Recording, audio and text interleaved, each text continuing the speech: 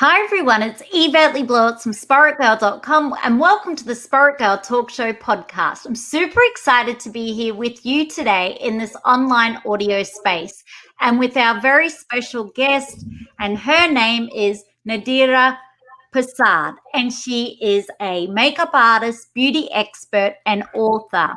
Nadira, welcome. How are you? Hi, thanks for having me. I'm great, thank you. I've been up early getting on with my workout this morning, so I feel great. You're based in London. You're in the third lockdown now. Yes. So we're going to talk a little bit more about that in the show and also about your brand new book. Congratulations, which is called Press Here, Face Workout for Beginners. That's incredible. Thank you. Yeah, I'm really proud of it. Thank you. Yeah. So for our podcast listeners joining in, can you tell them a little bit about who you are and what inspired you to get into the makeup, beauty, fashion industry? That's a big question. Well, yes. So I have been a makeup artist for over 25 years, and I got into makeup because I'm very strong at the creative stuff. I've always been into art, always been into history, and it was a really nice transition to go into makeup because you can still use those historical references and you can play with color and use your brushes. So being an artist and liking working on with paints and canvases, to suddenly work on faces and learn how to do that was great. I've always had an interest in skincare as well from a young age. So, and I think that also comes from my dad, who was really into holistic medicines and remedies.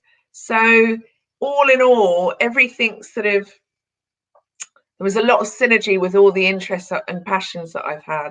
So that's why I've really got into makeup, and hence why I've sort of ended up doing my book on face workouts, because that's another thing in terms of skincare and rituals and looking after yourself.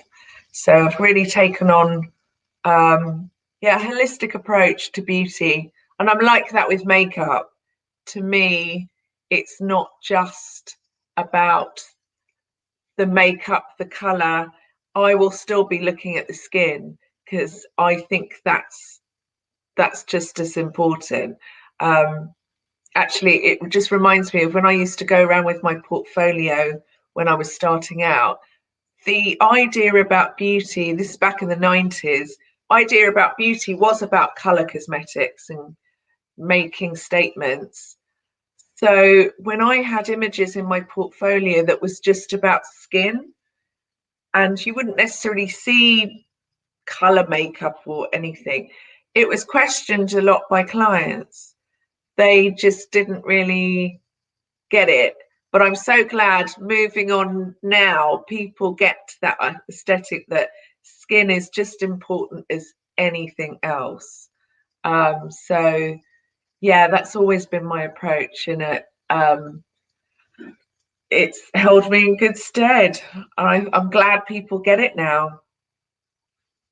So, you have, I saw on your Instagram account, I love, no, I see that you, over your career, you've worked with celebrities, with magazine clients, Dolce and Gabana, like the list goes on and on and on.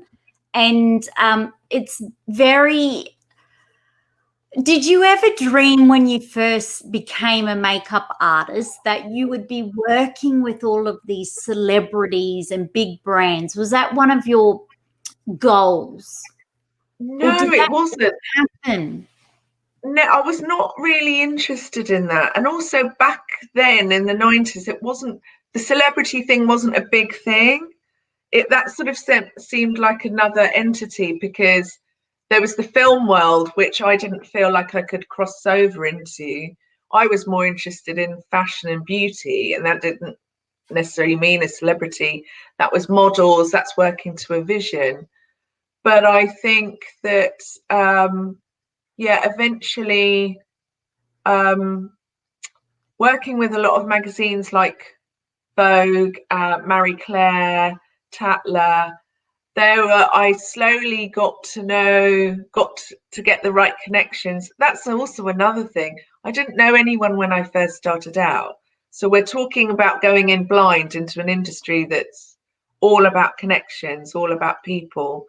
So I just eventually got to know the right people, and they liked what I did. So got the opportunity to work with a lot of celebs and do a lot of covers, to work with a lot of people like Paloma Faith, Sienna Miller, a lot of older actresses that are well respected, probably more here in the UK, like Brenda Blethyn and Amanda Stedman. But I got known for making people look like themselves, and also you have to respect also the vision or the brief that's given to you for each job. But yes, getting the opportunity to do that was great. Also things like working with Dolce and Gabana, I used to pitch ideas to clients, and this is an old strategy I used to use, because I was very shy, very bashful, no confidence, which I know people find that hard to believe, but it's honest to God true. So I used to come up with ideas of how to, like business strategies, how to sell products, and go to brands, go to their PRs, pitch an idea and say, well, you need a makeup artist for this, and never suggest myself, but then pray that they would go, well, why don't you do it? And it worked. So that's how I got into doing brand consultancy for beauty brands, usually small independent British brands. But that's how I got to work with them from a sort of 360 point of view, and get to know how they wanted to be perceived, but also how a customer might engage with them. So, and also work on product development maybe. So I found, under the umbrella makeup artists, I found lots of different avenues. Oh, I love that. That sounds so incredible. And I love how you wouldn't recommend yourself, but it's like manifestation. Let's hope they pick me. Oh, why don't you do that? Seed. Oh, plant the seed. So you've met so many incredible people over the many years, and you've obviously still stayed true to your belief that the skin is the most important, like looking after your skin. And then on top of that, you can enhance it with the makeup, but looking at good skincare. So for some people that are joining in, what are some of your like go-to skincare routines, or what are some things that you think are really good for skin, like exfoliation, morning and night? Do you know what? One of the things I think is most important is to get to know your skin, because I wouldn't necessarily say you have to do exfoliate once a week, use toner every day in between, after your cleanse. I think I've always adjusted to how my skin feels.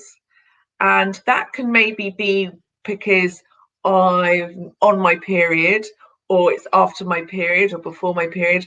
My skin goes through, if our hormones are fluctuating, surely other things are. So I think I've just always adapted. So sometimes I might not even wear, this is not necessarily now, but in my 20s, 30s, I might skip moisturizer one day because my skin would feel plump enough and have enough natural oils going on. So I think getting to know your skin is really important, which is why I wouldn't say I'm anti those strict, 8 product skincare routines.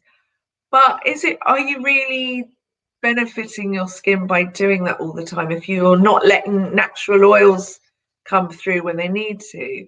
So if you're stripping the skin all the time, it's going to make a difference to what's happening naturally with the on the epidermis. So I think it's more getting to know your skin. I don't really like to dictate a routine. I know that sounds a bit lame. No, that's really good. Get to know your skin. Get to know your skin and then do what's best for it. And you're right. That's a really good advice.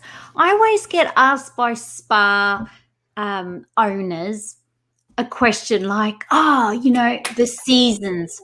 What's the latest trend when it comes to makeup? And I think, well, I'm all about skincare or holistic or yoga or meditation or massage, facial. But they're always chasing that look. Is there every season there's new colors, there's a new style? Like, I just go natural the whole time, which is, gold. And what's your take on each season? Should we be looking at new colors, new this, or can we just have a look that takes us through the 12 months of COVID-19 lockdown? Absolutely. You can actually do what you want, really, in all fairness. But I think, if you think about it, every year there's a Pantone color that's the color trend, and that usually is more about fashion.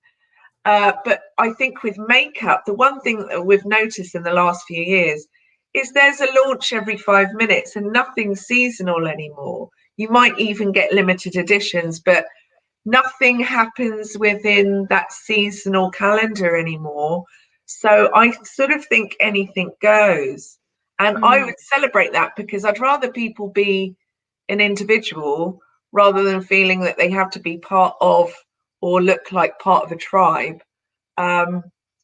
So I mean, for me, I barely wear any. I haven't got any on today. I know your skin's amazing. Oh, thank you. But with lockdown, I feel stranger with makeup on than without now. It's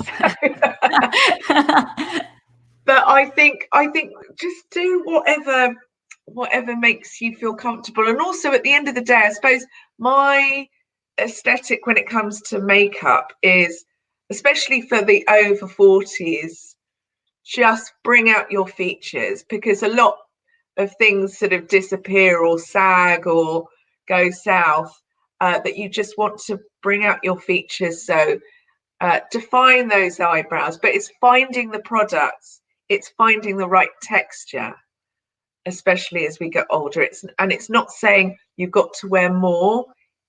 But I believe that, especially I suppose about 35 plus, focus on the product, focus on what it really does. You don't want to have a product in your makeup bag that's sort of like, it doesn't really do anything. You want something that creates definition or that illusion or conceals or neutralizes.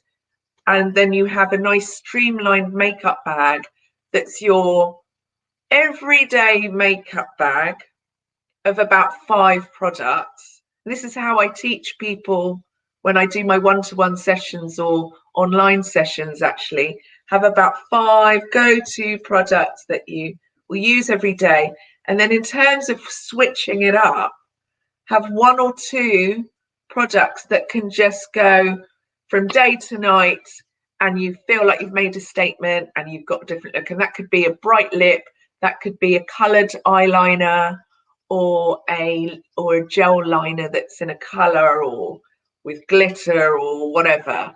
So it's just keeps it very simple, because I think people complicate routines a lot.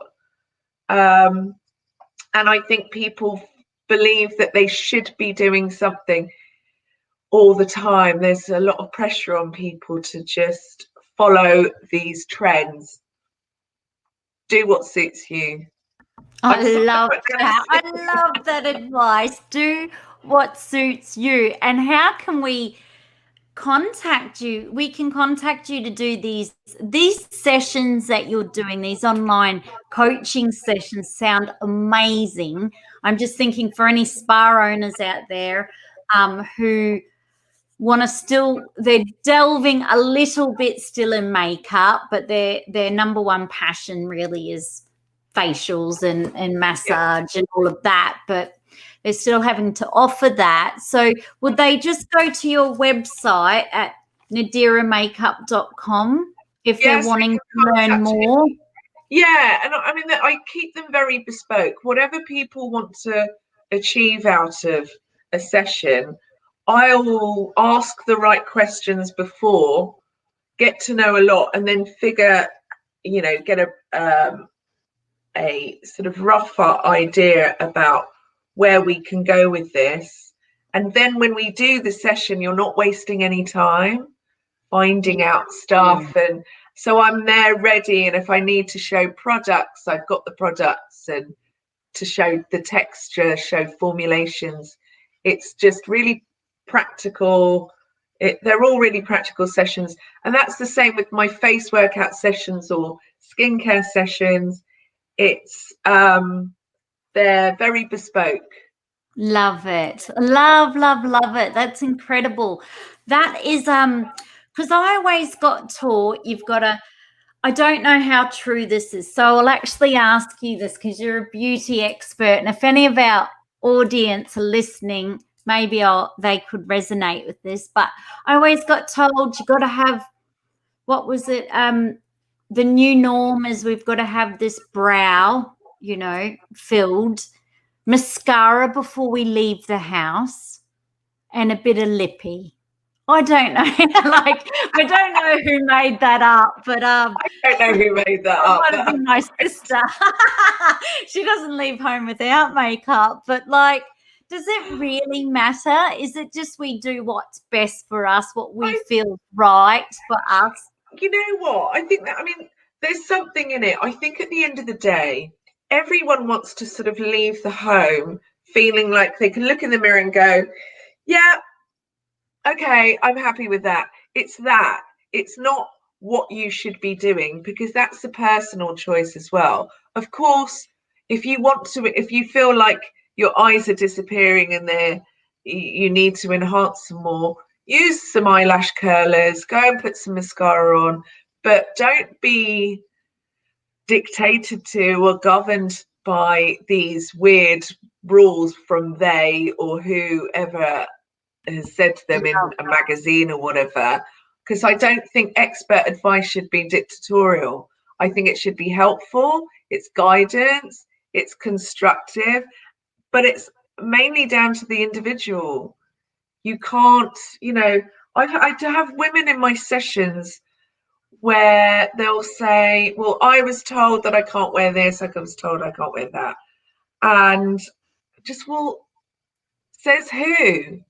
I think we've got to and no matter how old you are, we've got to get rid of all of that pressure that's there. There's those rules are really archaic, I think, and also if I'm going to get someone that's in the habit of always wearing a dark eyeliner, during a session, I might sort of realize, okay, it's not really bringing out your features, but I'm not going to tell that person never to do it. But we might find another way of bringing out your eyes, doing that little thing that's your habit, that's that thing that you cling on to, that you can't leave the house unless you've done that. You've got to be a bit gentler with I think we've got to be kinder to ourselves, gentler on ourselves, mainly. Whoever's saying we shouldn't be doing anything can do one. I love it. That's really good advice, because I obviously don't wear a lot of makeup just because I'm a natural beauty, but I do know people who have got that stringent, like, can't leave the house. I've got to And have that's this on, this fine. on, this on. And but I love your approach, which is got to find what's best for you, bring out your features, tailor it to you. No hard or fast, like it's my way or the highway, which is really therapeutic and really beautiful, and a really soft approach, and just nice. I just No think rules. we've got to be respectful of people's lifestyle. There's no point in me doing a session with someone and suggesting 10 products when they're saying, I've only got 5 minutes to get ready because I've got to get the kids done, this done, get myself ready to leave the house to get to work, or I work shifts, so it's not that practical. It's you got it's just being kinder to yourself, I think, by not putting all that pressure on yourself. That's it, really important. So if you do want to do a full face of makeup and that makes you feel good, fine. If you came into my space, I might be trying to work to sort of take things back, but to make you see that you are not showing your natural beauty off. You're actually concealing it the whole time. So that's what might happen in a session like that. If there's sort of almost a make under that needs to happen, because sometimes people just believe that it's about full coverage. I personally want to see the glow on my skin because I've worked on that with my skincare and my routine. So for me to take that all away again by putting a heavy matte foundation is just bizarre, but each to their own as well. And you help the people in the session when it comes to that, because you're right. Sometimes when you look at yourself, if you're not an expert, you might not pick it up. But, I remember, if you've, there was a lady that once said, if you put your makeup, goes down like that, your eyes are going to go like this. And, there's all these techniques and, like you said, textures and ways to do it, and having the right products. But I love your approach to that. Now tell me, you are currently in lockdown in London. This is the third lockdown. Yeah. What are some of your self-care rituals that you are doing to, like, just cope better, feel better, just to sort of adapt to being at home now? And it's winter. It's winter as well in London. It's bleak. And the numbers coming out of London for the whole COVID doesn't sound great. What we're receiving, the news over here in Australia. Well, then, firstly, I'll say about my supplements, because this is a lot to do with COVID. So I take a very high dosage of vitamin C, and that's in liquid form. And I take olive leaf capsules, which I used to only take if I felt like I was going to get a cold. But since the beginning of the first lockdown in March, I've been taking that every day. And bearing in mind, I still travel on public transport. I've still had to go to work over the last few months or whatnot. I've been caring for some elderly neighbours. So I think I'm really hoping, touch wood, my immunity is a lot down to that. And also vitamin D, very high dosage of vitamin D and vitamin K2. So that in terms of COVID, that's where I'm sort of covered there. Also been taking some drinking lots of water. And I have also been writing in a journal, which has really helped me just go, those are thoughts in my head, I can just get them down. And it was a neighbour that I met through lockdown in my street. We've become really good friends, and she bought me that for Christmas, and it's been a lifesaver. It's been great to do that. I've also been making sure I do daily workouts, whether that's Pilates, whether that's cardio stuff that I'll just find on YouTube, or I actually bought a power plate recently because I do have hypothyroidism, so I can get a lot of water retention. So that's helped me. If I go on the power plate for a bit, once a day or a couple of times a week, that just keeps that at bay. And also it's nice to do some exercises on that as well. And my son enjoys that too, keeps him active. And then the odd warm bath with some mussel soak in it. I've just been making sure, the one thing I didn't do in the first lockdown that I'm doing this time round is that my brain's not going, oh no, you shouldn't do that. It's only 4 PM. I'm now going, this is what I need to do. This is what I need to do. I will make sure homeschooling is done, and that's been going really well. I just feel like I definitely have more clarity. And I'm just not allowing my brain to get scrambled. I just want to feel in a calm and peace. But I think a lot of that came down to the first lockdown. I actually had EFT, emotional freedom techniques, therapy with a lovely lady that I found on Instagram. And I was doing that daily in lockdown. Not daily, sorry, weekly in lockdown. And then it moved to monthly towards the end of last year. And it's just,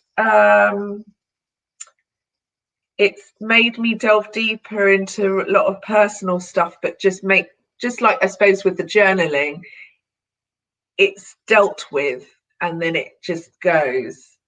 And it's been incredible. And it's so powerful, I think, when we realize how much anxiety we've held in us with that first lockdown and the shock and the ways we had to adapt, and it felt like daily we had to adapt, or hourly we had to adapt, or it was just so challenging. And then also realizing watching the news was just a lot to handle. Yeah, I feel like yeah, we've had so much to deal with, haven't we? But I feel, yeah, those are the sort of things that I've been doing That's to help incredible. That's incredible. I've the EFT, I've interviewed an author and a psychiatrist, psychologist on the benefits of that. And we were only talking about journaling. I was just did another podcast show with a psychologist on the benefits of journaling, how therapeutic it is if you can't see a counselor or psychologist, just how you can just write your thoughts and feelings. And she was saying, get them out, then they're dealt with, they're out. Because if you don't get them out, they just stay, thoughts up here. And it's a good way to clear your mind. Sometimes sort of seeing what you've written as well. I mean, you can go back to things if you want to, but I think it's really helpful just not only the action of writing stuff, but just also something to reflect on. I mean, it depends on what you're writing, but it's a really powerful thing to do. And it's just really nice to just go, there was actually, it was yesterday, there was something that just kept going around in my head that I felt like it's just going round and round. I need to sort of just put this somewhere. And by writing it, it's just like, okay. And it was a realization about something that was really important to me, about behavior. But it's just like, and I felt so much calmer once I'd written it down. But I think because we've all gone through that underlying anxiety for so long with lockdown, I think it's not we're not going to necessarily feel the effects of that at the time. We've felt that months after. So that's when that's when a lot of people were saying to me, I'm getting these lines here, I'm looking baggier. Because when you're in that height of the adrenaline going and cortisol rushing around, you can still have that, you can still look sort of stress-free. It's afterwards that it starts coming through. So I've had a lot of clients definitely benefit from the book and a few exercises. Yeah, we're going to dive into your book now. Thank you for sharing also your self-care rituals, because we do have a lot of people who tune into the Spirit Girl talk show podcast globally. A lot of them are in London and lockdown.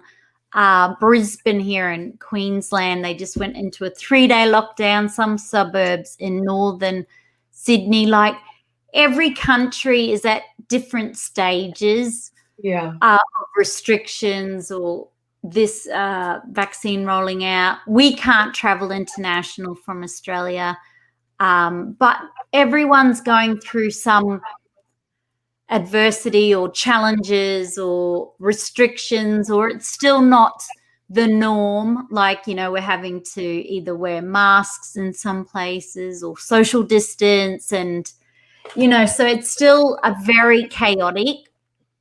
But I love how you're exercising, how you also are doing all the journaling and just listening and doing what's right for you when, and going with the flow. And especially during winter, I like how you're doing the vitamin D. That's so important, isn't it, to help? Hugely. I really think it's a big issue here. I don't think people realize how powerful it is, and especially for respiratory issues. And also I have to say, I just think that's why the BAME community is suffering a lot more because of vitamin D, lack of it. And I think there's not enough emphasis on those things that you can do for yourself in terms of your immunity in general. I'm not just talking about COVID. So, and there's simple things where, you know, if you're not into taking supplement as in capsules and tablets, there are sprays out there. There is lots of things you can do for yourself. And that's one of those things I just think, coming from a holistic approach to health and well-being, it was very much instilled by my father, that there's always something in your kitchen, there's always something you can do for yourself to help you, whether it's like a bit of warm water and salt to gargle with, or my mum used to use egg whites on her face for her face masks, and it's just like, hopefully these lockdowns also teach us that we're capable of far more in terms of nurturing and looking after ourselves. Yeah, and I used to live in London, Finchley Road. Finchley Road.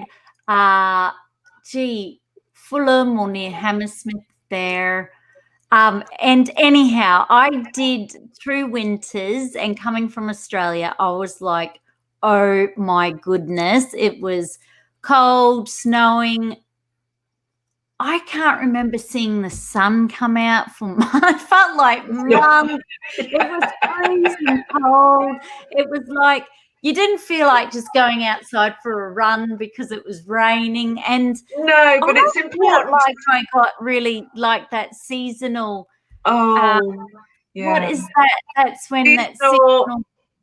That's sad. That sad. Basically you get that depression because of the weather. It gets you down, and then I speak to some people from London who, even if they're from another country, Western Europe, and maybe they've moved from Bulgaria there or somewhere else, even they can suffer, get the sadness, get the winter blues, just because also, it's also because there's, with light, in our summer light is very red sensitive. As soon as we go into winter, it's a blue light, so it just puts this dull filter on everything. But I still like going for brisk walks and stuff like that. I did yesterday. Actually, it was a little bit sunny yesterday. Today it's like foggy, so the sun is I don't think it's going to come out. But I think it's about wearing the right clothes. Also, that's another thing, especially as women, protecting our sacral area is so important. And I learned that from one of my she wasn't an osteopath that I used to go to, about really looking after our bits and pieces, and making sure our core stays warm, and it's just wearing the right stuff as well. So there's no excuse not to go out unless it's like pouring with rain. That's a whole other thing in winter.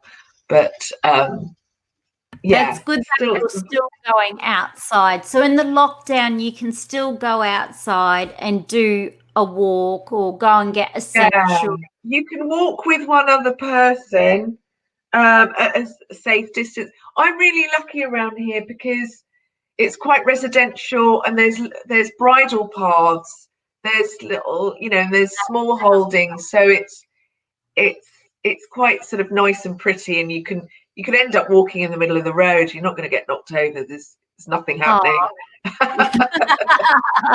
That is so good. I mean, not that you're not going to get knocked over, but it's so nice that you've got that space, and you're still, like you said, if you wear the right clothes and get out there and do a brisk walk, and then you're also doing the indoor YouTube, like your Pilates and other classes. So mixing it up. But I've also some women I've spoken to used to look forward to, like, every year in winter they'd go off and do a summer holiday. So that's why they're really struggling too. So they will, for the last say however many years, every winter they leave London. They do, yeah. And now that they can't leave London, this is the first time for many that they're having to even stay there for the whole winter. So they've been struggling with the change of, I can't go on my summer holiday, I need to see the sun. So I think when you raised about the vitamin D, I thought, well, that's brilliant. And the exercise is going to help people feel good. The journaling, the bath. Oh, totally. Staying connected. I mean, I think because of now, like I've said, I'm 48, I'm perimenopausal, I'm getting used to lots of things changing. And I'm one of those people, especially when it comes to my health, I don't like that issue to control me. Just like I didn't with my thyroid issues, I had to really learn a lot about it and the things that made me feel good and worked for me. And I sort of took an unorthodox approach about it by just seeing mainly alternative people rather than believing what my GP was telling me. But that worked for me. And I think you build up an instinct for these things anyway. But yeah, in terms of adapting, I think that's a lot to do with mindset. But I just think you've got to be open, because what we find in life is just there's going to be something that will hit the fan that we can't control. And why bother fighting something that you can't control? That's a lot of energy. And I'm guilty of doing that before in the past. My mindset was always about being a people pleaser as well. So I think that's where the EFT came in, where I could just go, oh, I can actually really focus on me and not carry the burden of what other people think. But yes, I think there's so much more we can do to look after ourselves, and just like, yeah, with going through perimenopause, it's a 6-year journey so far. I'm quite desperate for it to finish right now, because there's like almost every 6 months to a year you just find another symptom to overcome. But for that, I'll take one of my best supplements I take for perimenopause is Lambert's Femma 45 Plus. And it's got so many minerals and vitamins in that are just quite decent dosages, but just right to keep you feeling okay, because sometimes you can feel quite lightheaded, a lot of brain fog, lack of concentration. That really helps with that, and energy levels. So there's iron in there. There's it's just bountiful tablets of lots of good nutritional balance of minerals and vitamins. And also for dry skin, that's another perimenopausal symptom. And by dry skin, I mean the whole of your body. Literally, you could put body lotion on and it just doesn't do anything. Sea buckthorn oil supplements have been great. That's really, really helped. It just feels like my body can lock in that moisture now.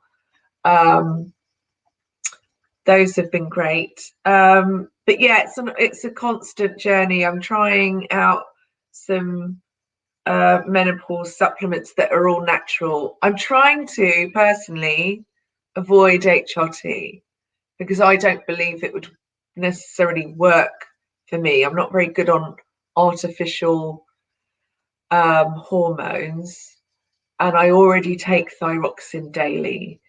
So I just feel like, yeah, I'm just trying my best to, find as many natural alternatives as possible. That's brilliant. And you know, I was talking to you just before we hit record about the book I had read, which was The XX Brain by Dr. Yeah. Lisa Mosconi, but it's all delving into the latest research on everything you just spoken about. But so many women are being affected by this. Not that we talk about it very openly and honestly, you know, on in society that much, but it's sort of just lately that book, The XX Brain, talks about how it affects, you know, you mentioned the brain fog and the dry skin and just so many things going on. But it's good how you are like embarking on trying to decode and work out what works for you.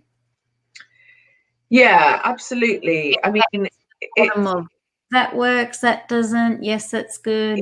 Yeah, I like to do a lot of research, and I'm not going to just take anything. And also, it's just like I want to make sure if I'm taking a supplement that it's very that it's sustainable, that it's ethical as well. There's just got to be a bit more, I don't know, it's just got to feel right, I suppose, because I just don't want to be, you don't want to be taking something and to give another negative effect. Yes, For you. But also, I'm going to be having a scan soon, because things like something I can't control is the heavy periods, and that obviously affects my energy levels. So iron tablets I have to be really up on my iron before my period. But I'm going to be looking into why that's happening, and we'll see. But it's an ongoing thing. But I'm trying not to bother the doctors too much. But I will if there's something I really can't get a grip on, like the heavy periods. So we'll see. That's ongoing. Well, you're on your way to doing the research and then tuning into what feels right, what works for you, what doesn't. So you will decode all of that, I'm sure. Now, let's dive into your book. We've got so many spa junkies listening, skincare junkies. The SPAITGIRL community love everything to do with skincare, natural beauty. So, but first of all, congratulations on the launch of your book, Press Here, Face Workouts for Beginners. Thank you. What inspired you to write this book? It was actually just to have the opportunity to do this because someone knew that I did face workouts. And I think there's been this inkling that, oh, what's this? It's just sort of a new concept to people, mainly here in the UK, that also not been big on skincare and those sort of rituals for a long time. So I just saw it as an opportunity to actually just share a lot of the exercises I learned from around the age of 13. When I was introduced to skincare, these exercises were how I was taught to apply them. So to me, it's like second nature. So when it actually came to writing the book, getting everything together, it was like really, it was a whole other thing trying to define each exercise, then to name each exercise, but also just to remember what I do just naturally. But it's been great. But yeah, a lot of them have been taught by my mum. I've adapted a lot and developed a lot myself. And also just ways I've dealt with certain issues like tension around the jawline, and I used to get lockjaw, so I just used to massage myself with my knuckles rather than my fingers. So finding out that there's a certain pressure with your fingers, certain pressure with your knuckles, there's pinching techniques, there's all sorts of pressure techniques in there, but that was really my chance to share. Because I spoken to a few people when they talk about the massage, like how important it is to, like, people who use gouaches, but in your case, if you're using your hands, that's cleaning out your lymphatic system, isn't it, when you're going out, like dragging out. There's a lot of exercises that cover that lymph drainage techniques, and especially a lot of the exercises, anything here, we've got a lot of glands here, but there's also in terms of pressing on pressure points as well can help as well also. So each chapter of the book sort of concentrates on one area of the face predominantly. There is a chapter on waking up and warming up the face, just a nice morning routine, but you can actually take whatever exercises you like and adapt them, modify them. Eventually, I'm not dictatorial about what order you do anything in, but all I'd say is each chapter starts off with the idea that you're warming up the face before you're going into something more with more pressure, like using the knuckles. Yeah, because people are, I guess your book's incredible because we work out our body and then we forget about the face. And the more I do research on it, it's saying if we give our face a workout, get those muscles, clean that skin, that we can actually achieve really healthy skin. And because there's a massive big shift, I guess, with the younger generation of getting everything all generations, getting that quick fix, you know, cosmetic surgery, the quick fix. But the more I do the research, they're saying, you know, buy this, and your book's touching on this, the more that you do these workouts daily or do your own skin workout, your own face workout, one, you can save a lot of money. Two, it's just so therapeutic and beneficial. So the girl that wants to be that natural beauty and do that face workout, which only has to take a couple of minutes in the morning or night or whenever, can feel really good still. Yeah, I think on lots of levels it's so beneficial because there's nothing better than that contact that you have. It's, you know, it's the power of touch. It's also self-soothing. There are a lot of separate self-soothing exercises in there because I'll focus on de-stressing. And also the premise of these exercises are to take the tension out before you actually really activate the skin to get the strengthening. So initially, sometimes someone's thinking something like my complexion enhancer, oh, that's not going to do much. But what you're doing there is warming up the face. And we're just joining in. If you've got your YouTube channel, go to SPAITGIRL so you can see what we're actually doing here. That feels so nice. But you're just getting, that just gets you into really nice headspace initially, and that feels nice, and then you just slowly get into a routine. I just think it's, yeah, the quick, I understand your idea when you say about quick fix. I think that's been the problem. There's not enough of that sitting back, just wait, you know, spending that time to look after your skin. But saying that, you can still modify things. During the first lockdown, I did a lot of my face exercises in the shower in the end because I just didn't have the time. But there's nothing wrong with like including some of these exercises in a cleansing routine, or in your, once you put on your serums, once you've pressed in your serum into your skin, and then you're going to go into with some moisturizer, doing some techniques. So do you want me to show you a little let's do flow?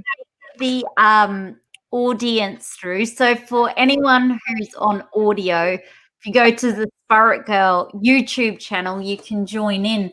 But you know what I love about these face workouts? I love doing them just in a chair, in the lounge, Absolutely. like in bed at night. If I'm feeling really stressed and my jaw's tight, it can just be done anywhere, anytime. Like, that's what I really love about it. Absolutely. There's a lot of contortion exercises in there as well, where you don't actually touch your face. And I've said this many times, but I will do, if I'm stressed out between, it's often on those days when I'm like meeting, job, or I, you know, like dashing around, and I would sit at a bus stop or on the train and suddenly just move my face just so I can try and get that evenness back in my face. And then it's just a moment of pause as well. Or I might do some tongue pushing, or just lots of face activation. You should say that, because I interviewed another girl for the podcast show, and it was therapeutic skincare. She's a therapist, and she was saying that one of the best things to do for lips was literally, she goes, you want big lips, you want pump lips, you want natural lips, this is all you got to do. And I was like, what?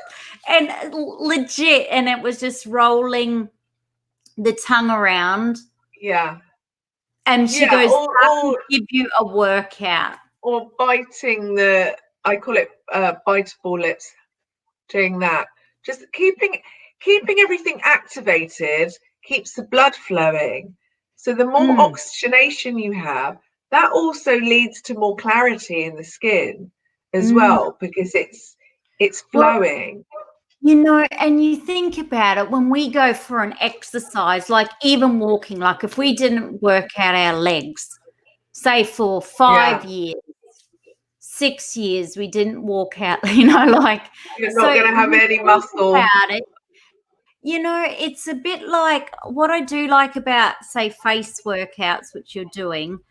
And I kind of got into this many years ago when just face yoga became popular in Australia. But it was the whole concept of like, we forgot about working out our face. Like we completely just went skincare, but no workout. And we worked out from here down. And so I kind of like now adding the face in, because we've got muscles in the face and, like, I feel like it's a complete thing. Oh, totally. But I think also the mindset has thought for so long that the skincare has to do all the work. And a face oil, a cream is not going to do everything. It's how you apply it. There's also, I believe, very much in a method of applying something and, having a ritual. So I just think that luckily now we're our minds shifted away from that idea that, one product's going to create miracles. You've got to do a bit of work yourself. Yeah, I like it. You got to do a bit of work yourself. So shall I show you? Let's do this. Let's join in with our podcast listeners. All right. I've just pressed some oil into my face. So, I'll do that exercise again. So putting your thumb under your chin just to hold it there, and you're just pressing your index finger from your nose out up to your ears. So you're just basically flushing fluid out over quite a large area of your face. And just doing that, I always say, just do it as many times as you feel like you've got relief. Nothing should be too uncomfortable. Then up to the eyebrows, we'll take the index finger knuckles onto the eyebrows, center of the eyebrows, and just take that up to the hairline. Oh, so and nice. We're using the brow as a guide. I'm going to keep taking that out along the brow, up to the hairline, and stop before the temples. Then we're using the brow again as a guide, and we're going the other way. This is really nice if you get tension headaches. Yeah, this is lovely. This is so nice. I'm so glad you published your book, because this is lovely. Oh my goodness, this feels so nice. You'd repeat that as many times as you needed. Then I'd take this to the jaw. Underneath the jaw, there's a groove under there. And this is where you'll find nodules.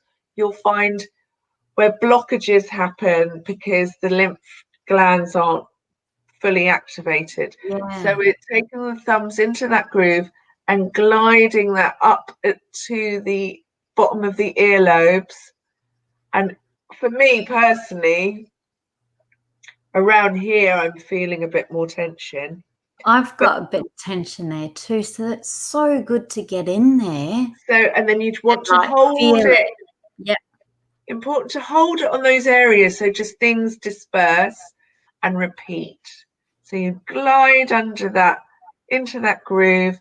And then what you'll find, if you do have nodules, each time you go through, that should break down a little bit. That's fantastic. And then this area is quite a problem area, which I call the trauma lines. And what I find is, especially this is what a lot of people were talking about during the first lockdown. So we're not smiling, we're not out and about using our faces in the same way, or there's carrying that anxiety all the time, a lot of clients said that they were just getting this fold around their mouths. So by activating that again with our knuckles from our chin up to our nasal passage, it can be quite intense.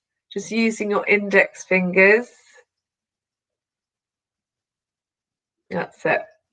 Got them. Index fingers, got that. You need to have a bit of slip. This is where it's handy to have some oil on. Yes. Because you just to get that motion right. But by repeating that, gosh, I'm feeling a lot of relief. I've obviously been talking a lot this morning. It just feels so good though. I feel like you could just sit down at your like lounge. Or even watching TV. You know what I mean? You're feeling a bit stressed, instead of looking at the news of COVID and how many numbers, just do the face workout. Exactly. And like just feel better. And like seriously, I just is super excited about that face workout. Thank you for taking us. That's all right. I can show you just a few more that I think will really benefit your audience. Under the cheekbones is another area that people you either like to get some definition there, but to get some definition there, we need to get rid of the tension. And it's not an area you'd normally work out right under the bone. So we're going from using our knuckles again, from the nasal passage, you're trying to scoop under the cheekbones and up to the ears. And you can feel quite a lot of tension there often, because it's really not an area you'd tend to activate. And up to the ears. I feel like that's the cheapest facelift I've ever had. I love it. I love it. Natural beauty's us here. It helps blush a lot away. And then also for under eyes, I like to use an eye oil, actually. And I normally do that dot in my kitchen and then walk to another room and go just sweep that with my either middle fingers or ring finger, and sweep that. And that's really nice. Using an eye cream or eye oil, you just want to focus also on getting hydration there if you're getting any signs of lines. But this is a great way to flush that fluid from under the eyes. And one thing, you won't be able to do this because you've got your headphones on, but ear scrunching is amazing. And we forget our ears. I'm so big on this exercise. I used to do this all the time, but just literally you're scrunching. It really helps flush a lot of fluid from this area as well. And it feels so nice. That's probably one of my favorite self-soothing exercises. That is incredible. I'm thinking when I get my headset off, I'll do it. My ears. But you're so right. We forget about our ears.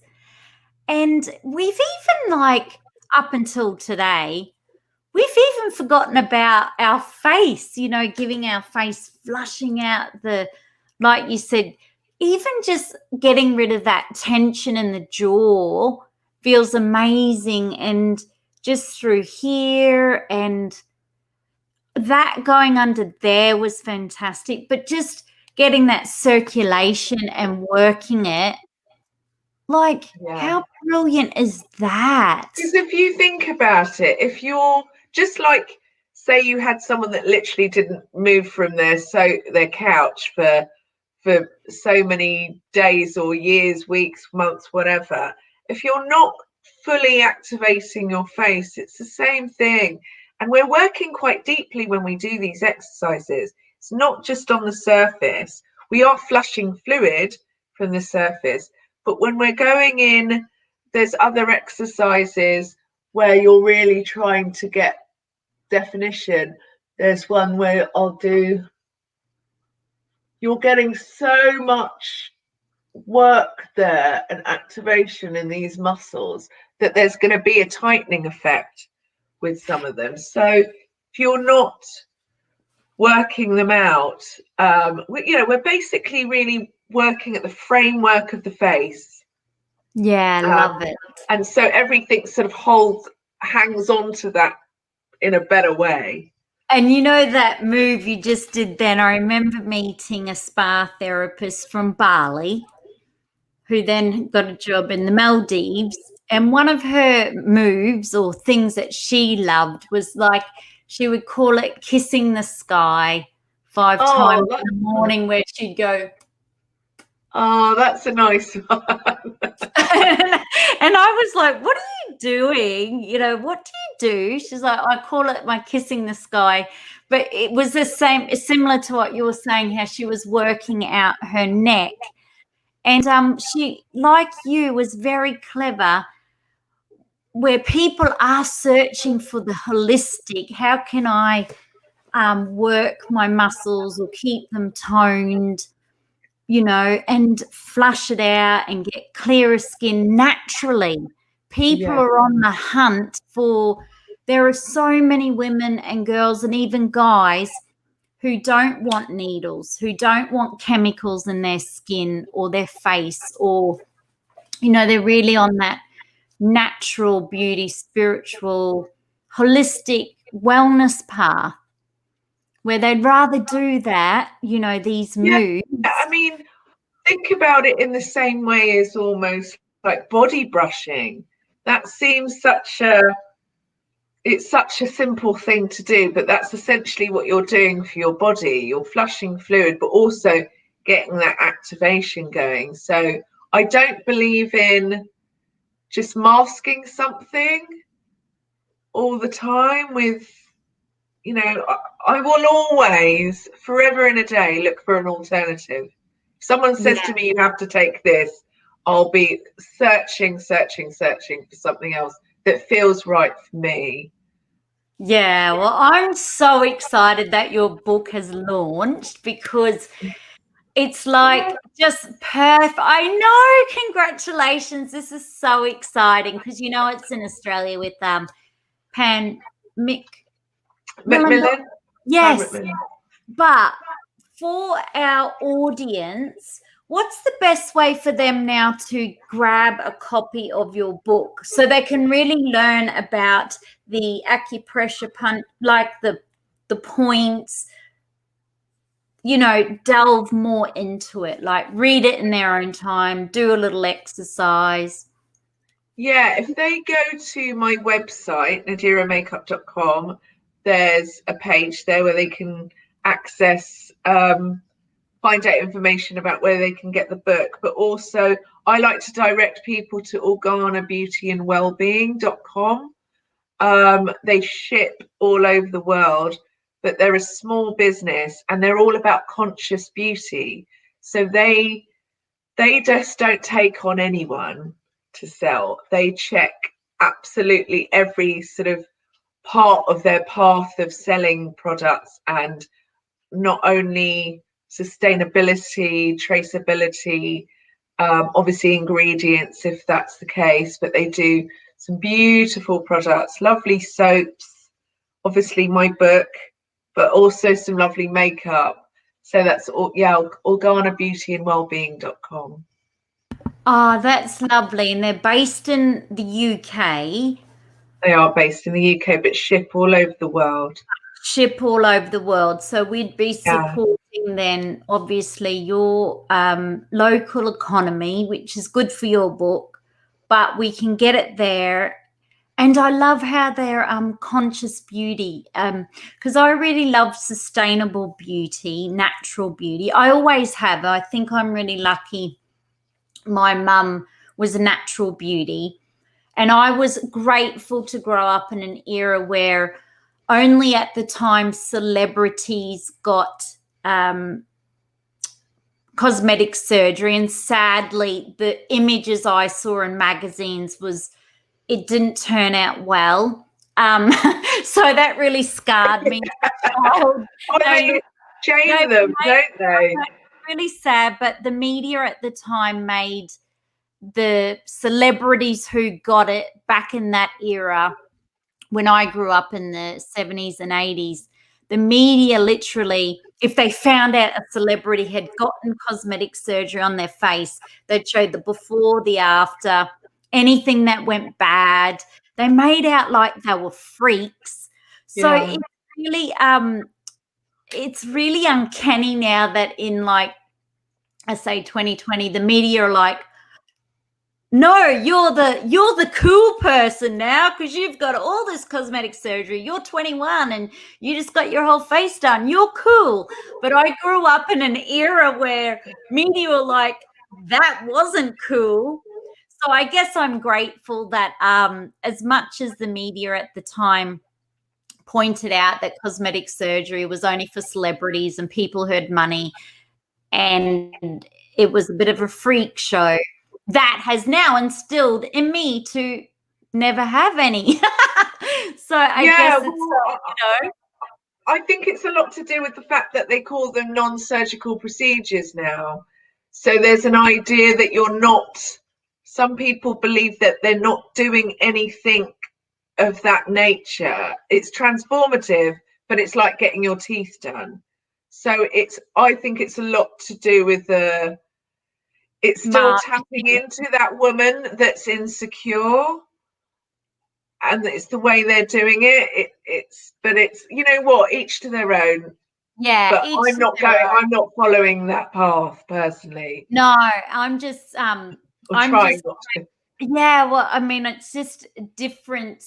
It's interesting how media always changes. You know, if we look back in the 80s to now, what they were banging on about, which wasn't socially acceptable, 30 years later is cool, but it's going to come back in weaves, and like every fashion has its, day. Yeah, so I just think that it's sad that they're just getting younger and younger and considering these procedures really normal.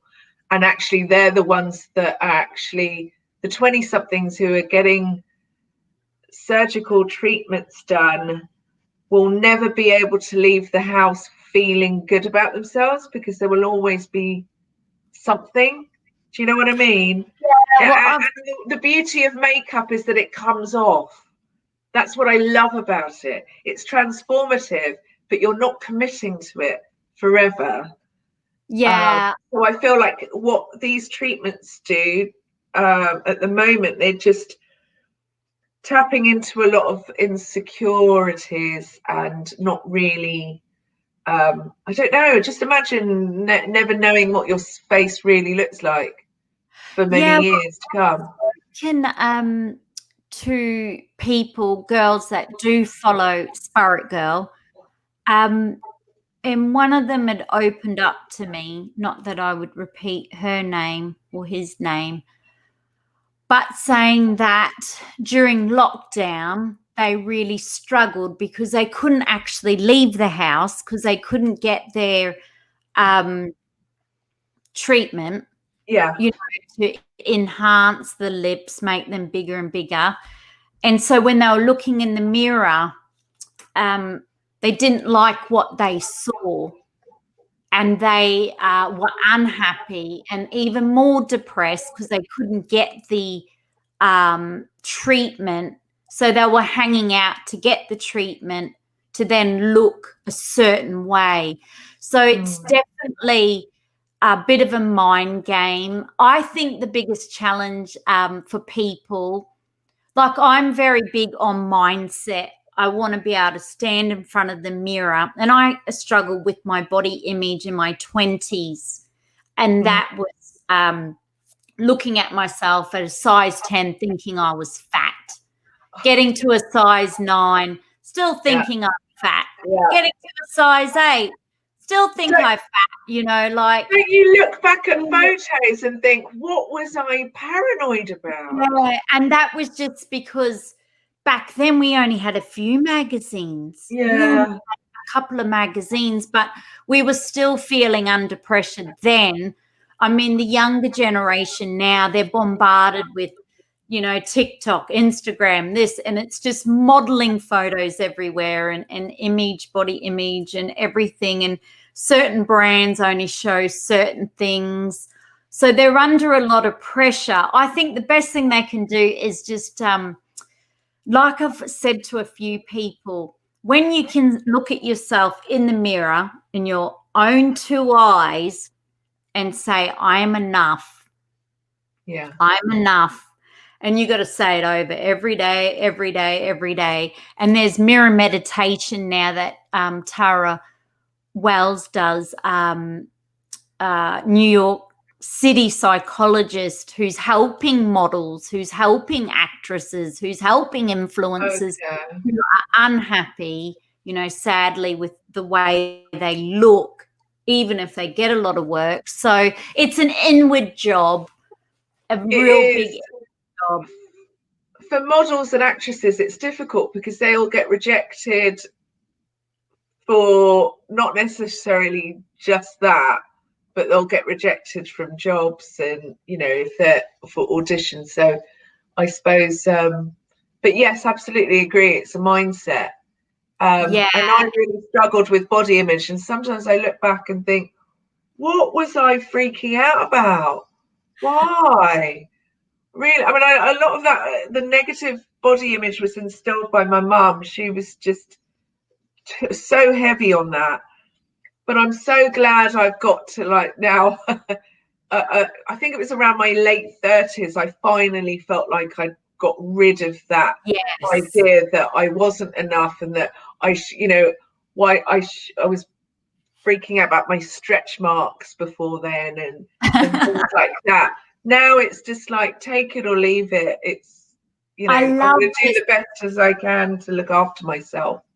I think you're right. Your 20s, you're struggling. And you mentioned there about the modeling. That happened to me, I think, when I was 16, 17. Back then, it wasn't PC back then in the old days. I'll say the old days. But, you know, back then in the old days, someone could just say, you've got too big a chest, you know. Yeah, big nose, big ears. One guy would say, you'll need to come back when you're dressed like a smaller size, maybe one size. If you just lose one size, I think you could be a model. But another lady would say, but that's all right. You've got a real face for photos. You'd be good in catalogue. You'd be good as a casting. You couldn't be on the catwalk. And I'm like, this young kid, like 16, 17, 18, trying to crack it into this, to the point when I just went, you know what? I went to a casting. I have to tell you, to the listeners too. I'm there thinking, here's all these girls eating lettuce. It was really back in those days, you know, the Kate Moss. Oh, rice cakes. Yeah, like, and I'm thinking, I'm sick of eating lettuce. Like, this sucks. This really sucks. And then I had to go and do a casting, and it was for Subway. And this was the point where I went, you know what? They can jam all this model fashion beep beep up there, you know what? Because my casting job, well, standing there modeling, and then you get rejected. No, pretty much you don't fit in. You're sort of like size 9. I think you need to be a size 8. And I'm like, oh, I can't eat any more lettuce. Like, this is, and I was working my ass off, like, to lose the weight. So pedantic what I'd eat. Anyway, they decided that I would be better in TV. I'd agree now, actually, because that's what I'm in. And photos are really in now, so kudos to them. They had great vision. But so I get sent to the Subway audition. I've got to be in front of 3 people, big bright lights on. Now, and you go in. Now, this is the script. Pretend that you're riding a horse with a lasso. This was for the ad. Whilst eating a Subway 6-inch. I'm thinking, what? Riding a horse, thinking this is the most stupidest thing. This just reveals what in this industry. ridiculous things you get asked to do. I'm riding the horse, thinking I'm not on a freaking horse. I've got a green sheet behind me. You know, I'm now. Pretend you're lassoing and eating. That was the pinnacle of my career. I decided I do not want to do casting, TV, riding horses, eating Subways, and I'm going to eat what I want, do what I want, and I'm no longer give a crap about what size I am. So it was very liberating. So from the 30s onwards, I think if anyone's struggling with body image now, like it still comes up for me every so often, but only if I spend too much time on Instagram. Oh, okay. So I've done lots of research and I've spoken to lots of psychologists because I interview a lot for the show. All the research says if you spend too much time on photo-based apps, that's primarily Instagram, which is posting photos, you know. It's funny because I just don't think I care enough. Oh yeah, to be bothered by it. But one thing that I just think is like men don't go through the so much of these periods. Some of, you know, you can get some really, they don't have that body image issue, and I really admire that they just, you know, okay, they could go around thinking they're God's gift, but it's a really hard nut to crack. But once you've cracked the idea that it doesn't matter, it just puts less pressure on yourself, and then you're not going to. All I used to think about was food when I was thinking about my weight and my size and my shape, and it would make me probably eat more. But it's just finding a healthy balance about it, really. But I'm not saying it's easy at all.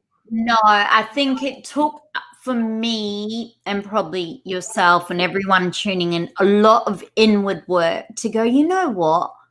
This is rubbish. I'm fine. I'm healthy.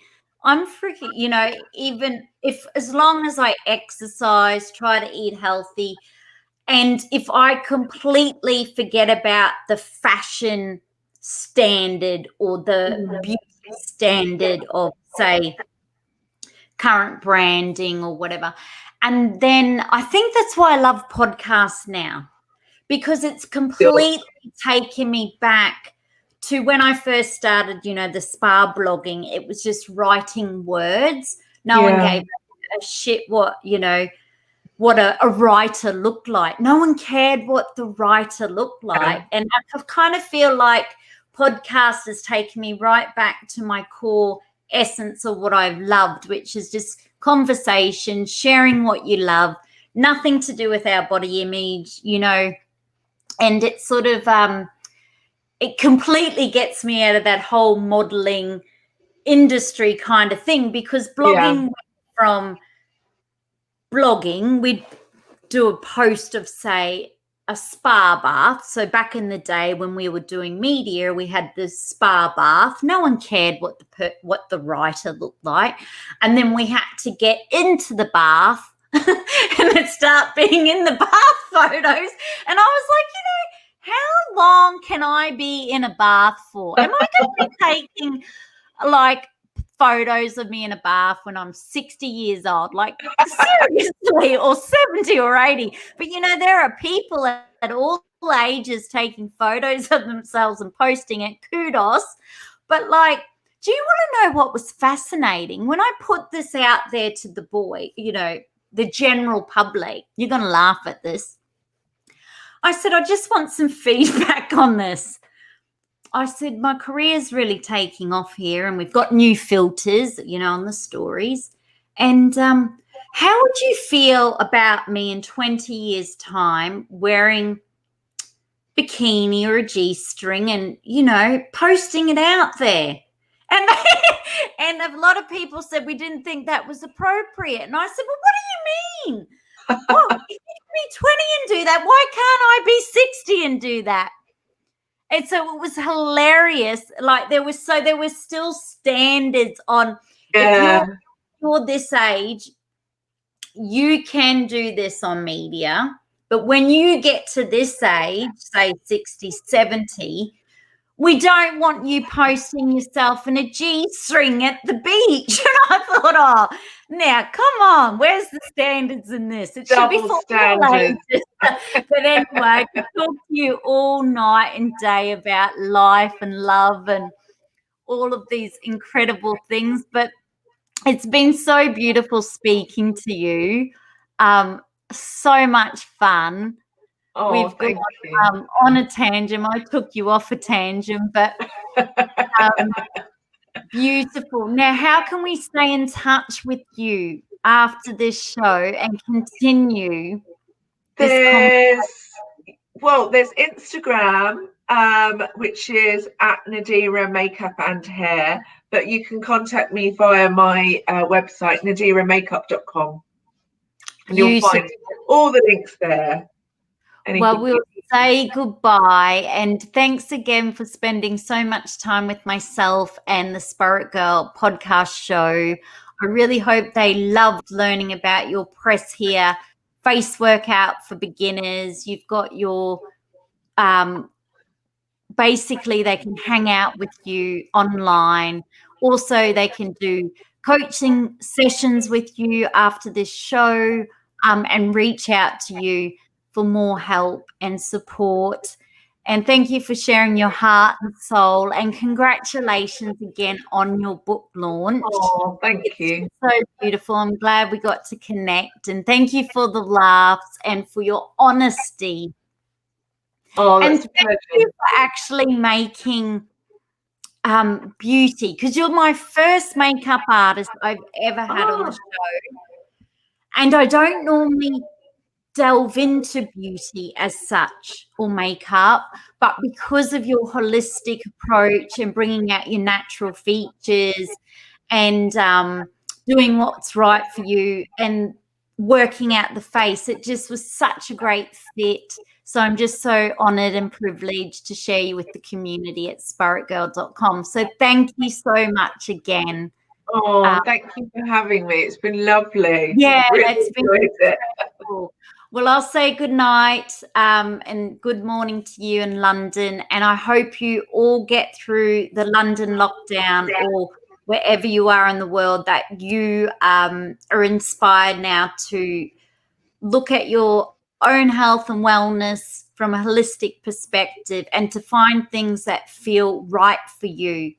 And thank you again. Be sure to subscribe to the Spirit Girl podcast show, to leave a 5-star rating and review, and to tell someone you love to. And together, let's feel good from within.